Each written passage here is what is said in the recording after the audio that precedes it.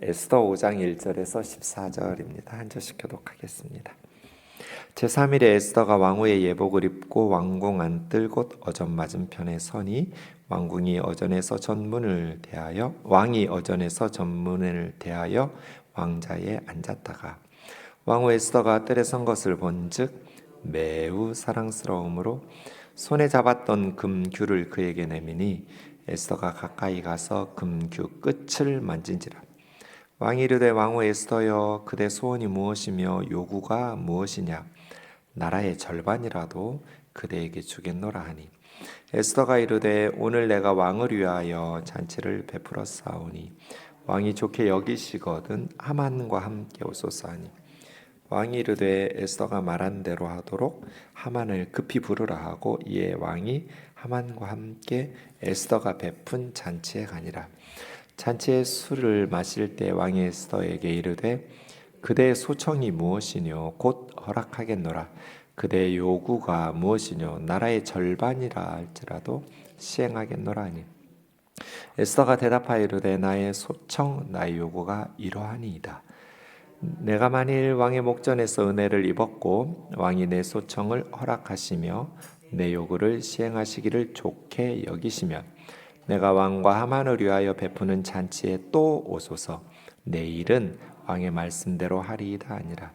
그날 하만이 마음이 기뻐 즐거이 나오더니 모르드게가 대궐문에 있어 일어나지도 아니하고 몸을 움직이지도 아니하는 것을 보고 매우 노하나 참고 집에 돌아와서 사람을 보내어 그의 친구들과 그의 아내 세레스를 청하여 자기의 큰 영광과 자녀가 많은 것과 왕이 자기를 들어 왕의 모든 지방관이나 신하들보다 높인 것을 다 말하고 또 하만이 이르되 왕후 에스더가 그 베푼 잔치에 왕과 함께 오기를 허락받은 자는 나밖에 없었고 내일도 왕과 함께 청함을 받았느니라. 그러나 유다 사람 모르드게가 대궐문에 앉은 것을 보는 동안에는 이 모든 일이 만족하지 아니하도다 하니 그의 아내 세레스와 모든 친구들이 이르되 높이가 50규빗 되는 나무를 세우고 내일 왕에게 모르드게를 그 나무에 매달기를 구하고 왕과 함께 즐거이 잔치에 가소서 하니 하만이 그 말을 좋게 여기고 명령하여 나무를 세우니라. 아멘. 네, 이제 5장 에스더서인데요. 4장에서 에스더와 수산성의 모든 유대인들이 3일간 밤낮으로 먹지도 않고 물도 마시지 않고 그러니까 단식입니다. 금식보다 더 힘든 금식할 때는 물은 보충해서 마시잖아요. 근데 에스더와 유다 백성들이 위급하니까 단식을 합니다. 3일간 밤낮으로 그냥 금식 기도 해보면 기도에 집중할 수 있어요. 몸은 힘든데 기도에 집중하기 가장 좋은 게 금식이에요. 그래서 음식을 우리가 딱 절제하면서 기도에 집중. 물론 이제 어떤 분들은 너무 배고픈 것만 신경 쓰다가 기도를 제대로 못 하시는 분들도 있는데 금식하다가 사실은 금식이라는 것은 하나님 앞에 전적으로 항복 선언하면서 매달리는 거거든요. 내가 이 문제를 내 힘으로 내 지혜로 해결할 수 있으면 더 영양가 높은 걸 먹어가면서 그 문제를 해결해야죠. 그런데 곡기를 끊는다는 건 뭐예요? 하나님, 내 힘으로는 이 문제를 해결할 수 없습니다. 도와주세요. 이게 금식이거든요. 금식은 자랑하려고 하는 것이 아니고 내가 40일 금식 기도를 몇 회 했다 막 이런 식으로 신문에 광고하고 전단지 만들어서 광고하는 분들도 계시는데 사실은 금식은 나는 어리석은 사람입니다. 나는 무능한 사람입니다. 하고 하나님 앞에 고백하는 거죠. 자기 믿음 좋은 거 자랑하고 경력으로 삼으라는 것이 아니라 자신의 어리석음과 무능함을 하나님 앞에 고백하면서 하나님 도와주세요. 이 금식이죠.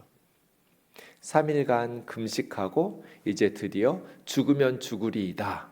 의 심정으로 왕의 어전, 왕의 집무실로 들었습니다. 그 5장이 첫 단어가 제3일에잖아요. 제3일에 에스더가 왕후의 예복을 입고 그럼 이건 무슨 뜻이에요? 뭐 한 3일? 금식 기도한 3일이니까 5장 사건은 금식 기도를 배경으로 읽으라는 거예요. 하나님 앞에 3일간 금식 기도하고 간 에스더가 어떤 응답을 받는가? 이게 5장이죠. 왕후의 예복을 입고 사실은 예쁘게 꾸며야 하잖아요. 근데 3일 동안 먹지도 마시지도 않았으니까 에스더도 그렇게 했거든요. 그리고 이제 미드라시나 탈굼이나 그런 성경의 해설들, 랍비들의 해설에 보면 에스더가 제 가운데 앉아서 재를 뿌려가면서 하나님 앞에 탄식하면서 기도했다 그래요. 지금 모든 유대 민족이 멸절당하고 도륙을 당해서 다 죽을 판이잖아요.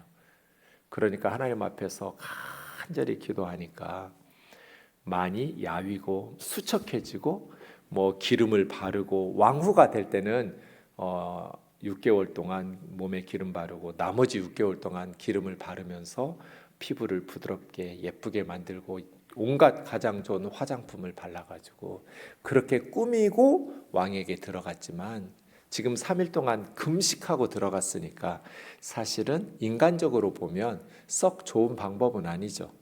예쁘게 보여야 왕에게 미움을 받지 않고 지금 궁궐의 예전을 끝내고 궁궐의 규례를 어기고 지금 목숨 걸고 금지구역에 부르지도 않은 왕에게 나아가는 거잖아요. 지난 30일 동안 왕이 한 번도 부른 적이 없는데 지금 에스더 생각으로는 염려와 근심 가득하겠죠. 이 양반이 무슨 일로 다른 여자에 빠졌나 아니면 나에 대한 생각이 마음이 변했나 온갖 생각 다 하지 않았겠어요? 남편이 30일 동안 왕비를 부르지를 않고 찾지를 않으니까 30일 만에 부르지도 않은 왕에게 자신이 나아가는 거니까 불안하고 두려운 생각 속에 나아가는 건데 예쁘게 꾸며야 될 텐데 꾸밀 수가 없었어요. 3일 동안 단식하면서 기도하느라고. 그리고 이제 그 자리에서 일어나서 단장하고 예쁘게 나름 최선 다해서 꾸몄겠죠. 3일 동안 금식은 했지만 어전 왕의 집무실이에요. 어전 맞은편 안뜰에 섰는데 그 출입구 쪽으로 왕의 의자가 바라보도록 배치된 거예요. 그러니까 신하들은 왕을 보느라고 등 돌리고 있어서 에스더가 온 거 잘 못 봤을지라도 왕은 문 쪽을 향해 의자가 놓여 있으니까 어좌가 놓여 있어서 왕자에 앉아서 에스더가 들어오는 걸 다 본 거죠. 잘 볼 수 있었어요. 그렇게 지켜보니 2절에 왕후 에스더가 뜰에 선 것을 본즉 아하수에로 마음에 매우 사랑스러움으로. 원문에 보면 사랑이 샘솟았다. 마음속에서 사랑하는 마음이 솟아났어요. 너무 아름답게 사랑스러운 에스더의 모습을 본 거예요. 하나님의 은혜죠. 어찌 보면 부르지도 않아서 죽으면 죽으리다 하고 나갔을 텐데 그 에스더의 모습을 보는 순간 왕의 마음속에 사랑의 감정이 솟아나기 시작했어요. 하나님의 은혜죠. 그래서 손에 잡았던 금규, 규라고 하기도 하고 홀이라고도 하는 짧은 지팡이에요. 왕이나 왕비가 들고 다니는 짧은 지팡이. 그래서 여러분 미스 코리아 금이 아니죠. 미스 코리아 뭐라고 그래요? 진이라고 말할 때는 왕비처럼 이렇게 관도 써주고 이렇게 뭐 하나 들고 다니라고 주잖아요. 저렇게 그림처럼 생긴 게 왕이나 왕비들이 들고 다니는 통치권을 상징하고 왕권을 상징하는 짧은 지팡이를 규 혹은 홀 이렇게 불러요. 금규를 내밀었더니 부르지 않았는데 이제 왕실에는 고대에는 하도 쿠데타가 많이 일어나니까 엄격한 제한을 둔 거죠. 왕이 부르기 전에 들어서면 죽이는 법률이 페르시아에 있어서 부르지 않았는데 나아갔지만 이제 왕이 금호를 내밀면 살 수 있는 거예요. 샤르비트라고 하는데 금규를 내밀어서 이제 에스더는 죽지 않게 된 거죠. 그러면 이제 묻죠. 3절에 목숨 걸고 나온 거잖아요. 왕비가. 저 사람이 얼마나 심각한 일이 있길래 이렇게 위험한 선택을 하면서 자기 목숨을 걸고 나에게 나왔을까? 왕후 에스더야, 그대 소원이 무엇이냐? 그대의 요구가 무엇이냐? 나라의 절반이라도 주겠다. 나라의 절반이라도 주겠다라는 말은 그냥 관용구예요. 내가 반드시 들어주겠다는 거지 문자적으로 꼭 나라 절반 떼어서 주겠다 이런 뜻은 아니에요. 그냥 흔히 하는 말이에요. 고대에 반드시 내가 너의 소원을 들어주겠다. 응답해주겠다. 그런 관용구예요. 그때 여러분 에스더는 지금 하만이 우리 민족을 다 도륙하여 진멸하려고 합니다. 요거잖아요. 근데 에스더는 알고 있지만 왕은 모르는 내용이잖아요. 그때 바로 얘기하면 어떻게 됐겠어요?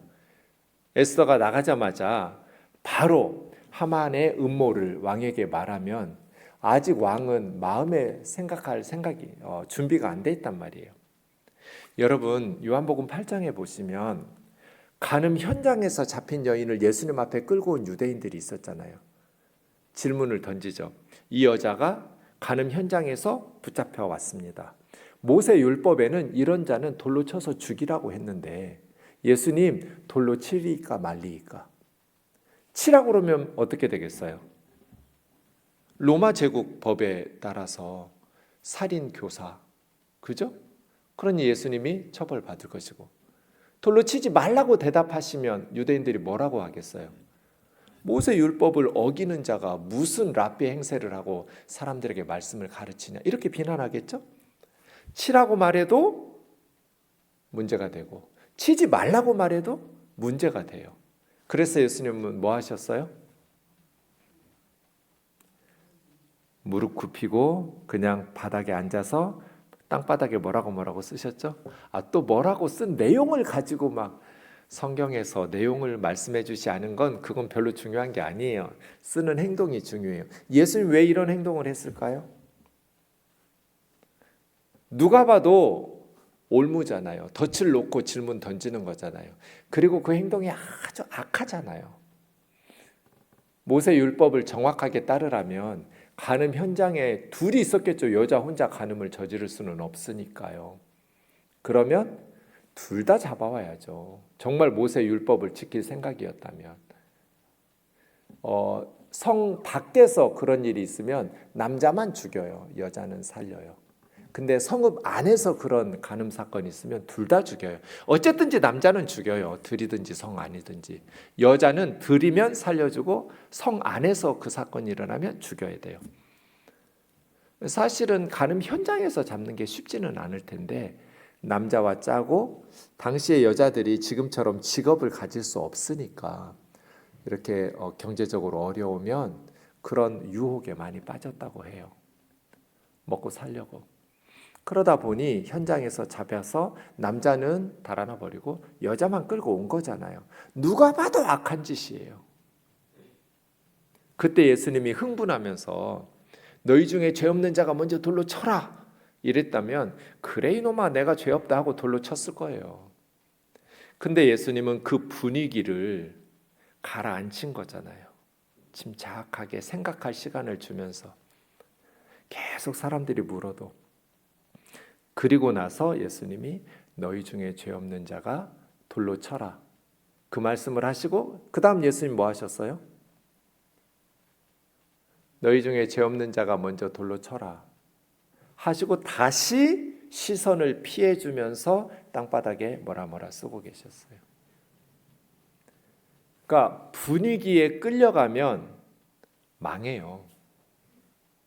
분위기에 끌려가지 말고 흥분하지 말고 침착하게 분위기를 주도해야 돼요. 에스더가 그래요. 지금 너무 가슴 아프잖아요. 에스더는 너무 억울하잖아요. 모르드게가 지한테 인사 안 하면 우리 사촌 오빠 모르드게만 죽이지 왜 페르시아 제국의 유대 민족 전체를 진멸시켜요? 이게 말이 돼요? 총리의 권력을 이런 식으로 횡포를 부려도 돼요? 죄도 없는 유대인들, 자신에게 아무 피해도 주지 않은 유대인들을 왜 다 진멸하고 도륙하고 죽여요? 그거 안 할까 봐 유대인들의 재산은 약탈해 가도 좋다. 아주 훌륭한 미끼죠. 그러니까 너무너무 억울하고 분하고 그럼에도 불구하고 왕이 금규를 내밀었을 때 바로 하만의 음모를 고발하고 하면 왕은 처음 듣는 얘기고 지금 분위기가 안 잡혀 있으니까 에스더가 너무 길게 끌어도 안 되죠. 무례한 거예요. 하지만 최대한 분위기를 자기 쪽으로 끌어오는 거예요. 이게 중요해요. 하나님의 일을 할 때는 예수님처럼 에스더처럼 슬기롭게 똑같은 내용으로 말해도 어떤 상황에서 타이밍과 말하는 표정이나 태도와 이런 게 너무너무 중요해요. 그래서 에스더가 기도하면 하나님께서 우리에게 지혜를 주시죠. 하나님이 주신 지혜로 저의 소원과 요구는 오늘 내가 왕을 위한 잔치를 베풀 테니까 좋게 여기시거든 총리 하만하고 함께 잔치에 와 주시는 겁니다. 그럼 이제 왕은 뭐라고 생각하겠어요? 아, 잔치 자리에서 뭔가 얘기하겠구나 하고 생각할 시간을 가지잖아요. 네, 잔치가 에스더서에서 매우 중요한 역할을 한다고 처음부터 말씀드렸습니다. 잔치라는 단어가 구약의 전체 44번 사용되는데 그 중에 에스더서에서만 20번이 사용돼요. 거의 절반 에스더서에 이 단어가 사용된 거죠. 에스더서에는 7번의 잔치가 나오는데 결국 불임절의 잔치로 끝나는 게 에스더서입니다. 그러니까 잔치라는 것은 흥겨운 거잖아요.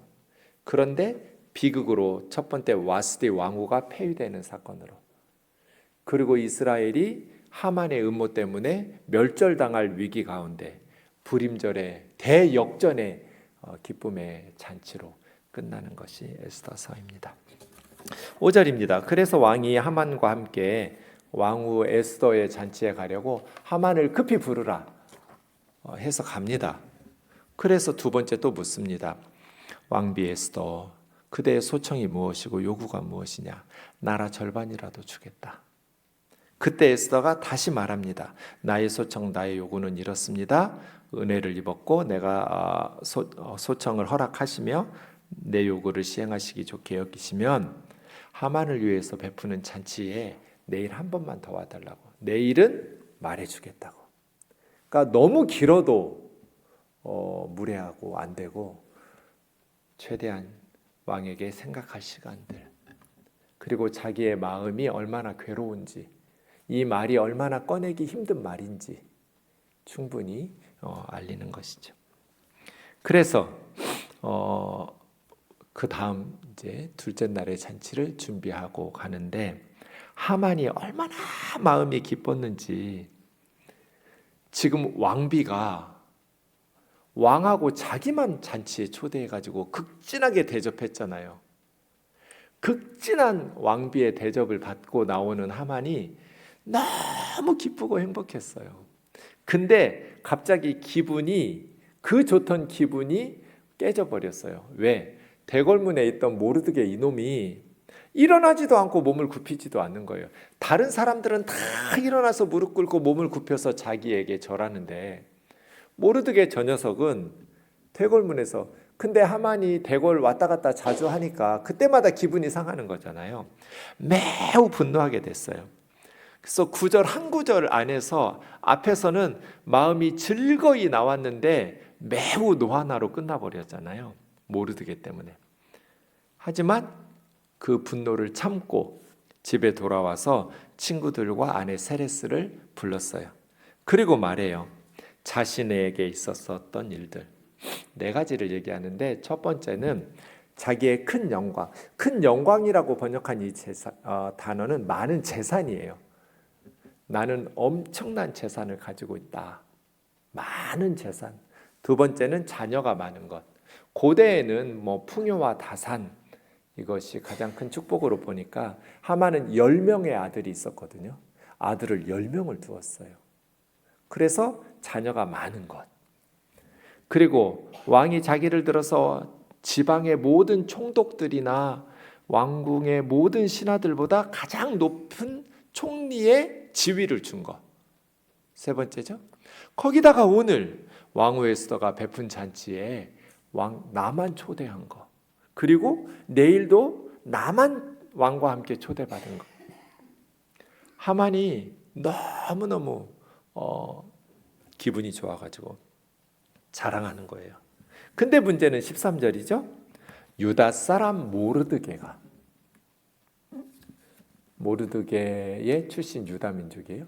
유다 사람 모르드게가 대궐문에 앉은 것을 보는 동안에는 이 모든 일이 만족스럽지 않다.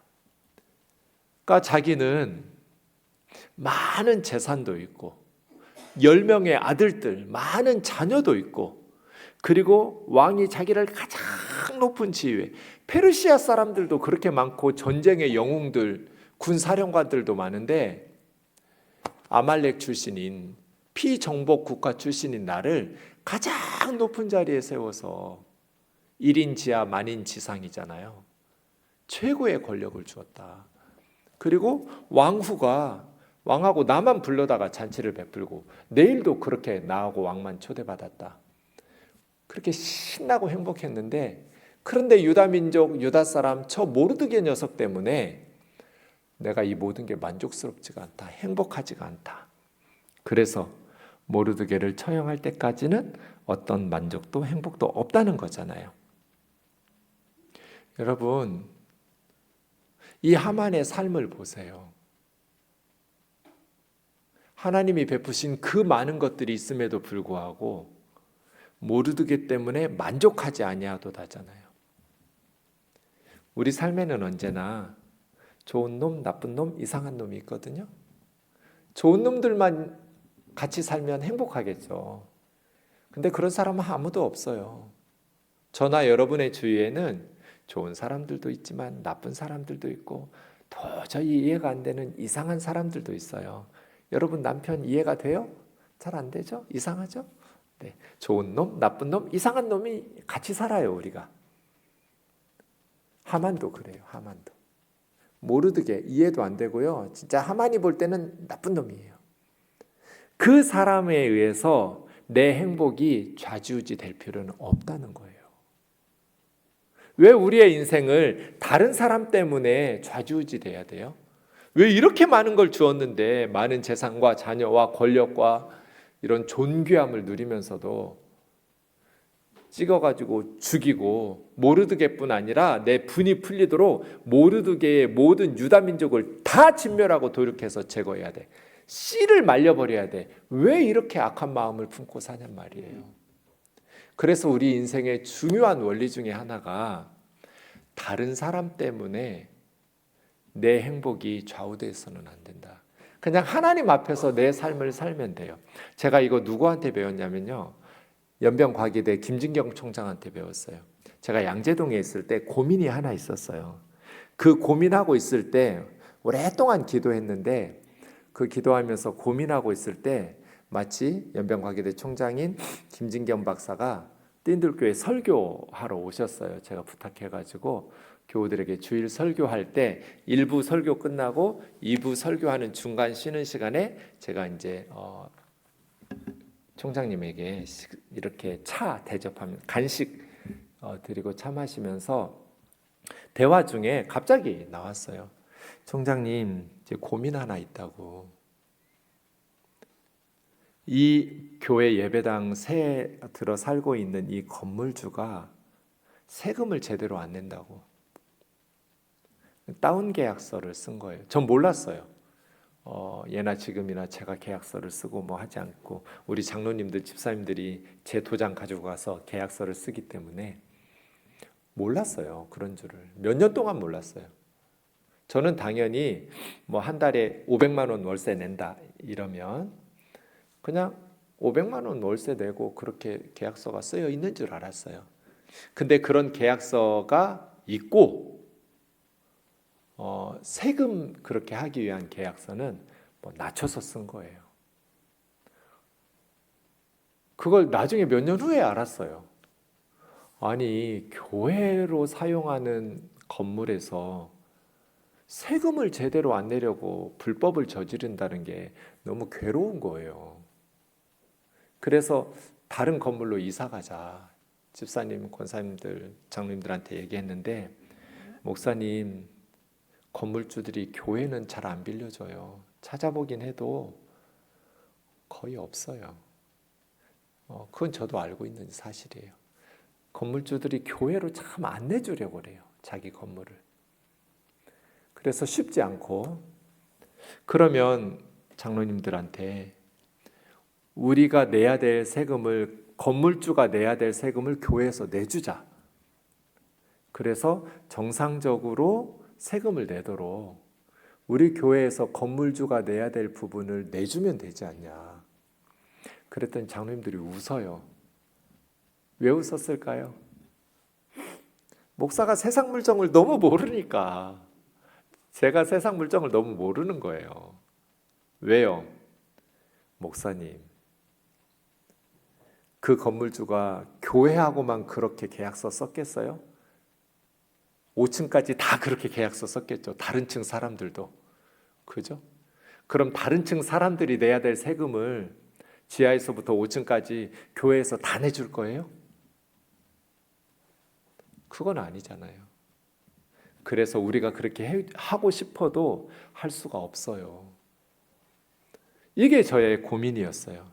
제가 그래서 김진경 총장님한테 교회를 옮기려고 알아보고 있는데 교회로 빌려주는 건물이 없어가지고 지금 고민하고 있다고 제가 그냥 우연히 말씀드렸어요.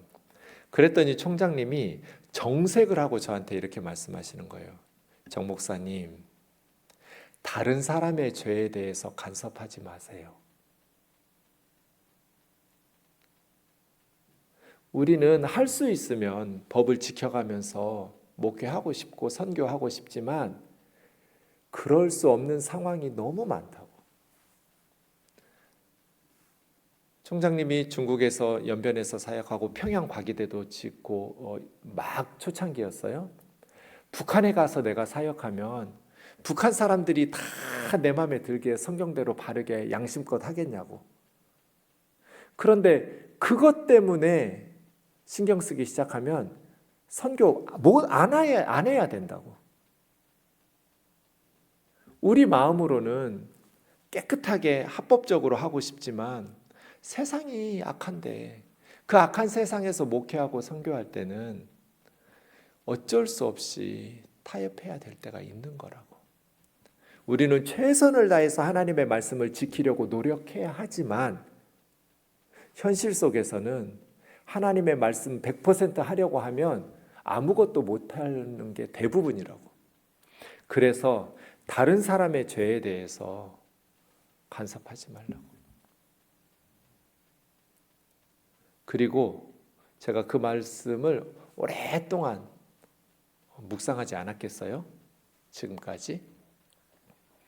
그렇게 보니까 성경에도 이런 순간들이 많은 거예요. 하나님이 주신 게 사명이 있잖아요. 또 하나님이 주신 기쁨과 행복을 누려야 되는데 모르기 때문에 불행하게 사는 사람들이 너무 많다니까요. 신방에 보면 참 저 권사님은 참 행복하게 살겠지? 하나님이 주신 게 너무 많아요. 근데 모르게 이놈 때문에 불행하다고 본인이 여겨요. 객관적으로는 행복하게 살아야 돼요. 근데 정작 당사자는 본인은 불행하다고 그래요. 요즘 돈 걱정 안 하고 사는 것만 해도 얼마나 감사한 일이에요. 근데 돈 걱정할 일이 없어요. 또 건강 때문에 고생하는 분들도 얼마나 많아요. 건강도 주셨어요. 자녀들도 주셨어요.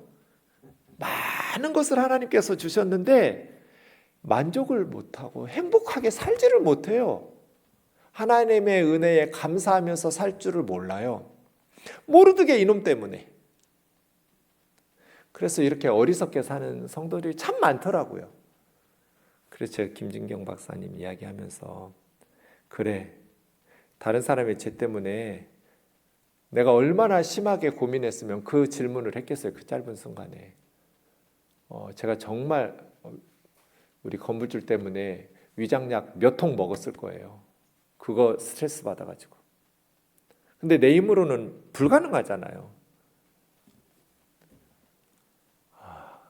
우면동 와서 너무 좋아요. 마음대로 세금 다 낼 수 있어가지고. 법을 지켜야지. 세금 많이 내는 게 애국자 아니에요? 어쨌든 여러분의 삶에 하나님이 베푸신 것들을 누리며 감사하면서 사는 것이 귀한데, 모르드게 때문에 불행하게 사는 사람들이 많이 있어요. 이거 어리석은 거예요. 그래서 그냥 모르드게는 모르드게대로 그냥 내버려 둬요. 뭐 어떻게 뜯어 고치겠어요. 빳빳이 고개 펴들고 서 있는 애를. 안 되면 그냥 걔가 잘못한 만큼 벌 내리면 될 것이고. 네. 자신의 삶을 타인에 의해 좌우될 필요가 없어요. 그거 신경 쓰잖아요? 내가 해야 될 일을 못하게 돼요. 그냥 걔들은 걔들대로 내버려 두는 거예요. 그냥 무시하세요.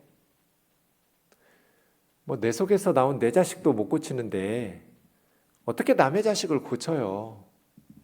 하나님이 하셔야지. 기도만 하고 그냥 내버려 두세요.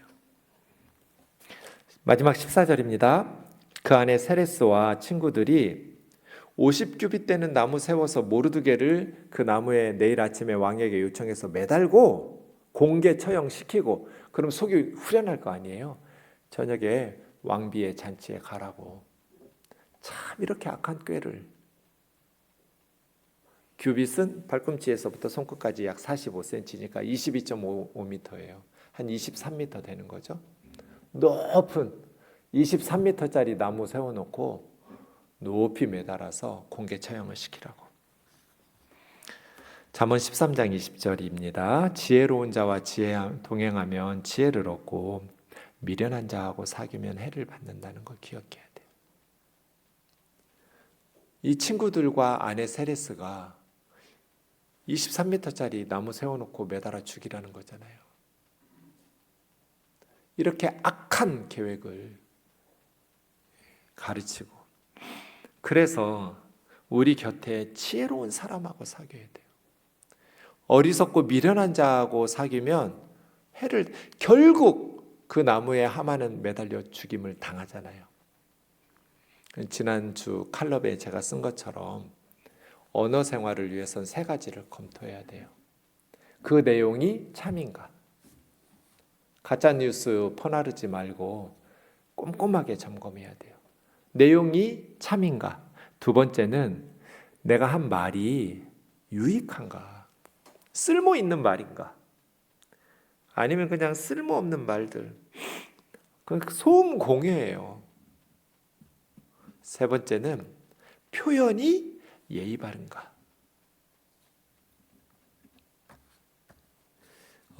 제가 요즘 올해 두란노에서 10계명에 대해서 이제 설교 한 편씩 써달라고 그래서 매달 한 가지씩 계명을 이렇게 묵상해요. 공부하고. 그러면서 참 배우는 게 많았어요. 살인하지 말라가 6계명이잖아요. 내가 그 6계명 내용 중에 원고에 이렇게 책에 썼어요. 성도들은 세상에 생명의 역사가 확대되도록 헌신해야 합니다. 그리스도인들은 사람들이 살고 싶어지도록 만들어야 합니다.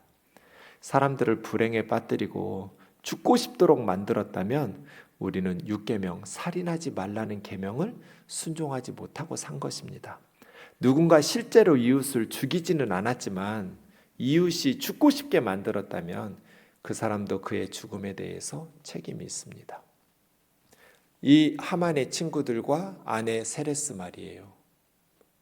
누군가를 죽이는데 내가 직접 실제로 죽이지 않았다 할지라도 그런 악한 조언을 했다면, 그리고 죽고 싶게 만들었다면 우리가 살인하지 말라는, 나는 사람 죽이지 않았으니까 6계명을 잘 지키고 산다, 이렇게 말할 수 있냐는 거예요. 살인하지 말라라는 것은 생명의 역사가 확대되도록 헌신하며 살라는 거고, 사람들이 살고 싶은 생각이 들도록 살라는 말씀이지, 죽이지만 않았으니까 나는 6계명을 잘 지키며 살고 있다, 이렇게 말할 수 없다는 거예요. 그리스도인들은 이 세상의 사람들이 살고 싶어지도록 역사해야지. 악한 조언을 하면서 죽이라고 부추기고, 어떻게 미드라시에 보면 하만은 총리니까 총리의 그 신하들이 350명이었다고 써붙이거든요. 정말 실제로 하만에게 350명의 신하가 있었는지 없었는지 알 수는 없지만 페르시아 대제국의 총리니까 많은 지혜로운 측근들이 있었을 거잖아요. 참모들이. 그런데 어떻게 모르드게 행위를 막고 가로막는 충신이 하나도 하만 곁에 없냔 말이에요. 총리님, 이건 아닙니다. 모르드게가 잘못했으면 모르드게만 처벌하시지, 왜 모르드게가 유대인이라고 해서 아무 죄도 없는 유대인들을 다, 그 수많은 유대인들을 죽이려고 합니까? 그 애들, 가족들, 그 친척들을 어떻게 하고 다 죽여버리면 어떻게 합니까?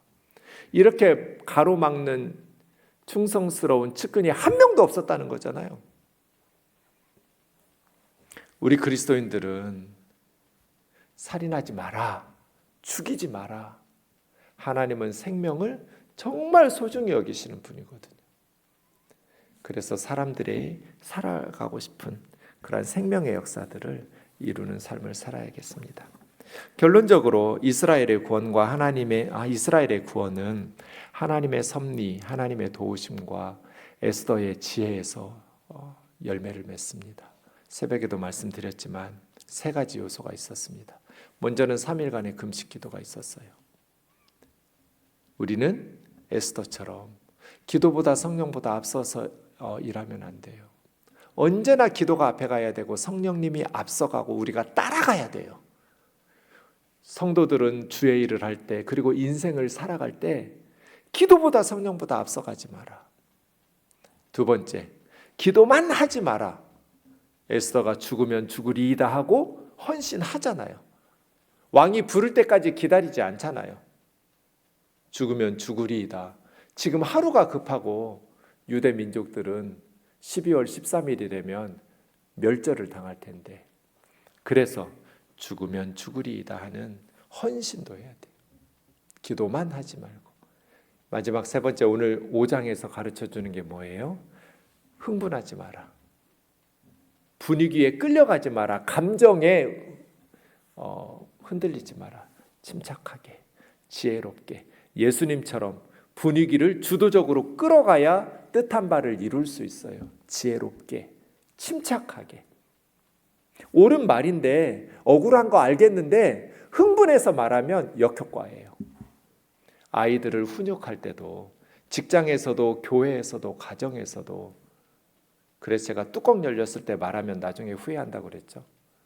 감정을 가라앉히고 기도하고 침착하게, 논리적으로, 슬기롭게, 흥분하지 말고, 그렇게 해야 효과적으로 하나님의 일을 감당할 수 있습니다. 우리 찬양하고 기도하겠습니다.